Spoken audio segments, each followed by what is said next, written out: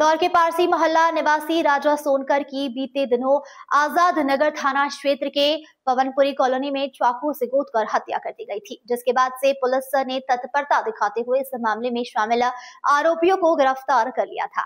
लेकिन अब मृतक के परिजनों ने आरोपियों पर और कड़ी कार्रवाई की मांग उठाई है।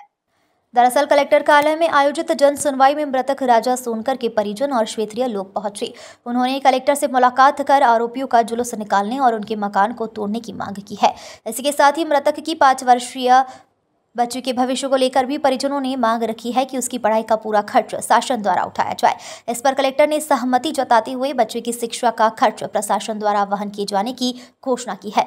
परिजनों का कहना है कि जब तक आरोपियों पर सख्त कार्रवाई नहीं होती है तब तक वह शांत नहीं होने वाले।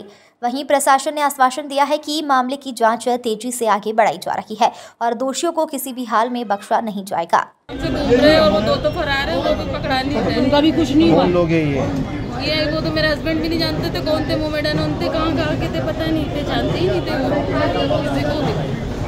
कब की बात है, कब घटना हुई? कब की घटना, कब की? 30 तारीख की घटना, दीपावली की शाम को।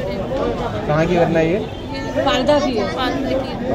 भैया जो राजा सोनकर का जो मर्डर हो गया था, बहुत खराब तरीके से मर्डर हुआ है। उसको कम से कम एक निर्दयी तरीके से उसको मारा गया है और कम से कम 10 से 12 चाकू के हाथ लगाए गए। और ये राजा सोनकर जो है उनकी 5 साल की बिटिया है और खटिक समाज पूरा इकट्ठा होकर आया है कलेक्टर साहब के पास में।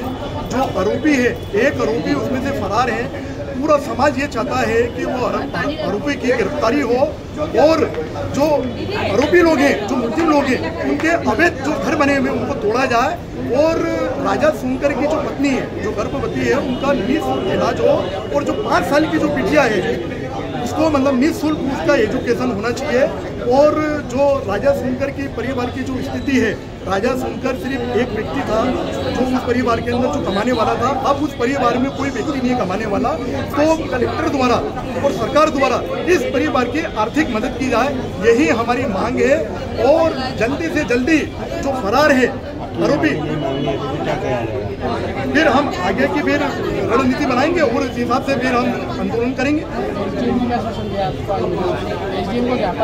एसडीएम को हमने ज्ञापन दिया है। एसडीएम साहब ने बोला है कि आपकी बात मैं कलेक्टर साहब तक मैं पहुंचा दूंगी और कलेक्टर साहब का फिर आपको फोन।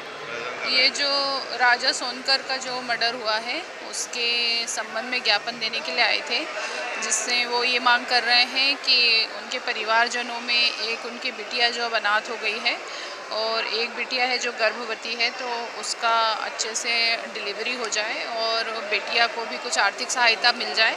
तो ये ज्ञापन उन्होंने दिया है और हम इसको कलेक्टर महोदय के समक्ष इसको पुटअप करेंगे और सर जो भी मदद होगी वो बिल्कुल करेंगे। ये बहुत गंभीर विषय था कि उनके पिताजी का मतलब अप्राकृतिक मतलब उसमें घटना में उनकी मृत्यु हो गई है और उनके खैर जो गुनहगार होंगे उस पर तो कार्रवाई होगी ही, लेकिन जो बच्ची की पढ़ाई का खर्चा है, जो उनकी गर्भवती पत्नी है उनके इलाज पे या जो भी खर्चा आएगा वो हम लोग सब बेयर करेंगे और बच्ची अच्छा करेगी, आगे अच्छा पढ़ लिख के अच्छी देश की नागरिक बने, देश में सेवा करे, हम लोग यही चाहते हैं और उनका सब जो भी खर्चा होगा वो जिला प्रशासन उठाएगा। इंदौर से नेशन टाइम की रिपोर्ट।